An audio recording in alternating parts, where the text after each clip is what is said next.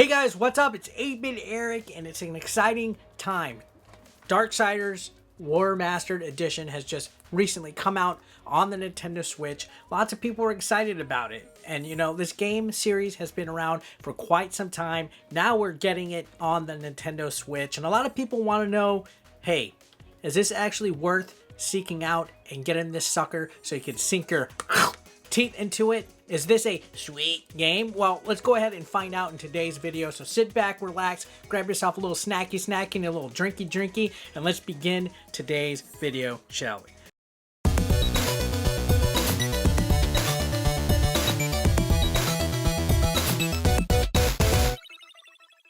So Darksiders is actually a very interesting game. I've played Darksiders 2, 3, and even the original. And the one main reason why I picked it up for the Nintendo Switch is because it's essentially a remastered edition and it's portable on the Nintendo Switch. If you haven't played it, it's a real kind of gothic, dark type of series that features a lot of stuff like demons and angels and things like that. And in fact, its basic premise is about the post-apocalyptic war, and in the game you play as one of the original four horsemen, and for whatever reason you're actually framed for starting the end war between the angels and demons. You're basically banished. You're banished to prove yourself, essentially, and you go out through the game throughout these levels filled with all sorts of monsters and demons that just want to freaking chop your head off, and there's a lot of gore and violence and everything. This is a M-rated game on the Nintendo Switch, and it's not too often that we actually see one of these pop up on the Nintendo Switch, which is what piqued my interest. I wanted to see exactly what carried over to the Nintendo Switch version, and you know, I wasn't disappointed. In fact, the main thing that I would probably be the most disappointed on with the Nintendo Switch Edition is the fact that the side bar on the Nintendo Switch case is black and not red like the rest of those. I absolutely am addicted to this game. I've had a lot of fun sinking my teeth into it and just hacking and slashing my way through these 3D environments. Now, a lot of people have driven comparison of Darksiders to the Legend of Zelda series, and I can see that being a little bit of a fair assessment. This game came out originally like in 2010. It is 9 years later, and if you look at it as a basic core gameplay design, sure, there is a lot of Legend of Zelda elements in it. You know, there's obviously the 3D combat. You know, you lock onto an enemy and you slash using a sword, and you can switch between enemies, so the lock on and the combat is there. It's comparable to Legend of Zelda.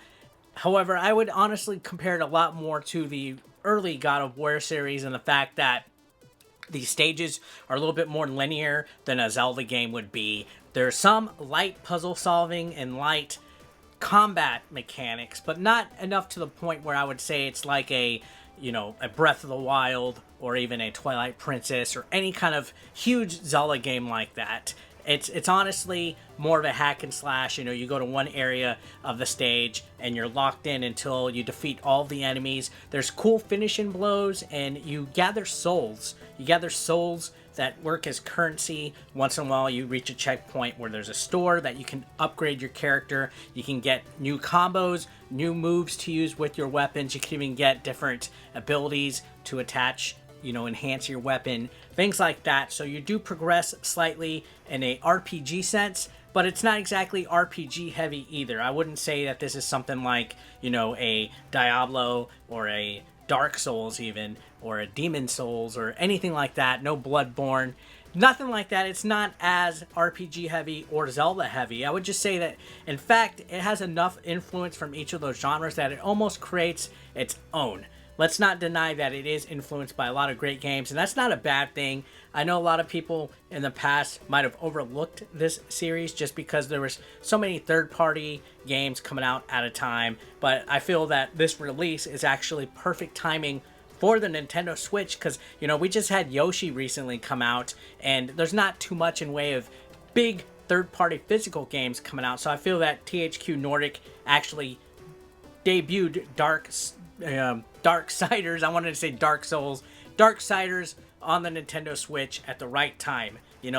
It's kind of slow right now. Things are starting to pick up. It's almost E3 season. So they chose a great time. I don't want people to overlook this because it actually plays really solid. The fighting feels excellent. Not at one time did it feel cheap. This game doesn't feel empty and barren. There's been a lot of third-party games recently where it just doesn't feel like a complete game. This one actually is a very solid title on the Nintendo Switch, and the best thing about it is that it's actually affordable. It's $29.99. You can get it digitally or you can get it physically. Yeah, that's $29.99 for a physical game that actually is enjoyable, has a great story, decent graphics, a great combat system, and plenty of content in it is a freaking no-brainer. Do I really have to sit here and try to convince you guys that you should actually seek this game out?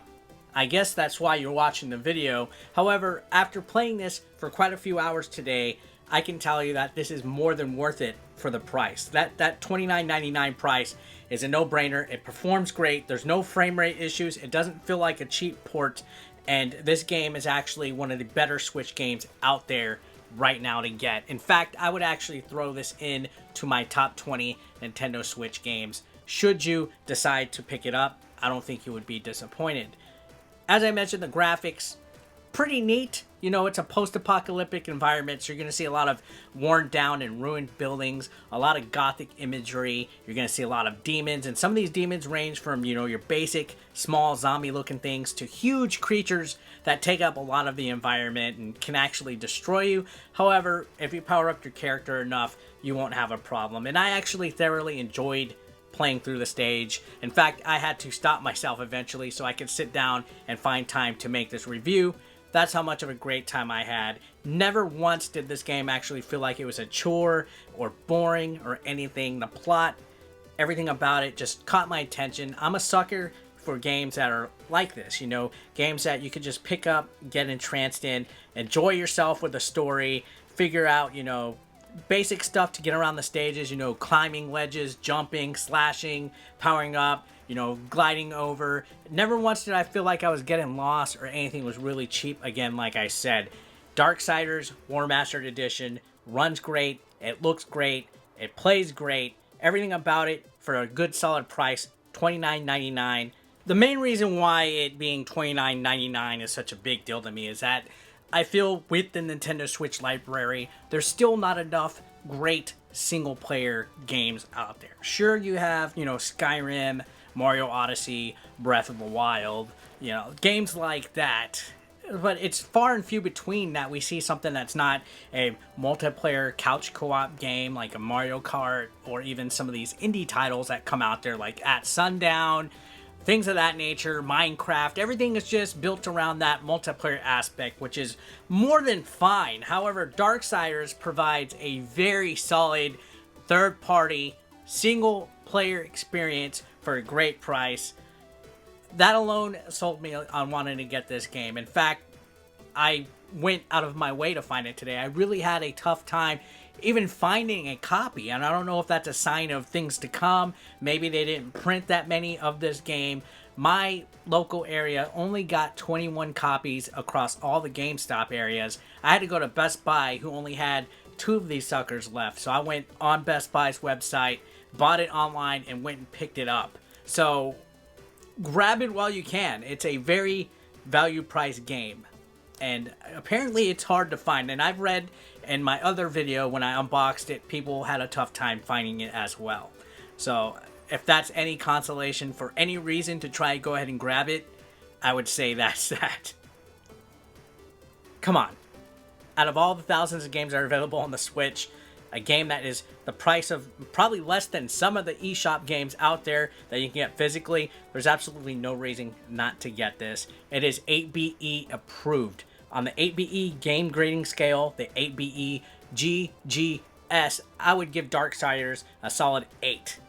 So yeah, not bad as Keeb the Joking Gamer would say. So guys, that's it for the review. If you enjoyed it, go ahead and hit that like button down below, or dislike. I don't care either way. And if you played Darksiders Warmastered Edition, or do you have any additional questions, or you just want to say hello and tell me you like my t-shirt, go ahead and comment down below. And if you're brand new to the channel, feel free to throw a subscription. It's free to fucking subscribe. I upload all time, you know, sometimes 4 times a day. A little too much.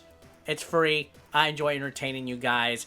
Thanks a lot, as always, for watching my content. And guys, I will see you on the next video. Have a great day and enjoy yourself. Peace out.